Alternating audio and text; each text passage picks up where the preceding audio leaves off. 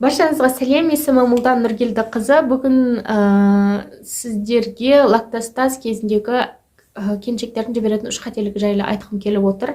Мен өзімде лактостаз болған, одан қалай кетірдім, ол қалай пайда болды. Осы видеоның астындағы ссылкаға өтсеңіздер, сол жерде анығырақ, толығырақ айтылған. Және массажды қалай жасау керектігін сол жерде айтылған. Сонымен бірінші қателік ол жылу қою, ыстық қою, ыстық ваннаға түсу деген сияқты. Ол маған онша да бір ұнаған жоқ, себебі оны қойған сайын жаңағы кеудеңде көп түседі екен, онсыз да қатып тұрған кеудеңді одан сайын ісіндіріп ауыртады екен. Екінші қателік массажда ауыртып жасау, ауыртып сығу. Жоқ, олай болмайды. Сыққан кезде ауыруы мүмкін, бірақ сіз массажды қатты басып массаж жасамауыңыз керек, өйткені лимфа түйіндеріне әсер етіп, жаңағы абсцесске айналып кетуі мүмкін, Құдай сақтасын. Сонымен массажды видеода, астындағы видеоға өтсеңіз толығырақ көрсеттім, сипалау и вибрация арқылы ғана жасайсыз. Үшінші қателік бұл баланы емізбей қою. Яғни ауырып тұрған кеудеге баланы жолатпай қояды. Наоборот, ауырып тұрғанды 2 рет емізесіз, ауырмай тұрғанды 1 рет емізесіз. Солай сүтті сіз сыртқа шығармайынша бала тоймайды және ол қатқан кетпейді, наоборот үлкейе береді. Себебі қатып ненің ішінде қатып тұрған сүт тұрса, оның артынан сүт келеді ғой, анау қатқан жібермейді, жинала береді, объем үлкейеді. Ол тек жағдайды қиындатады.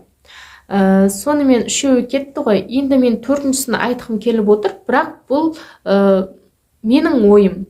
Кейбір дәрігерлер айтады, емізіп болғаннан кейін сүттің жаңағы қатқан жерге тағы жиналмау үшін салқын қою керек деген секілді айтады, бірақ мен оған келіспеймін, өйткені салқын тиіп қалатын сияқты. Себебі мен екінші қызымда салқын тию арқылы кеудем қатырып алғанмын.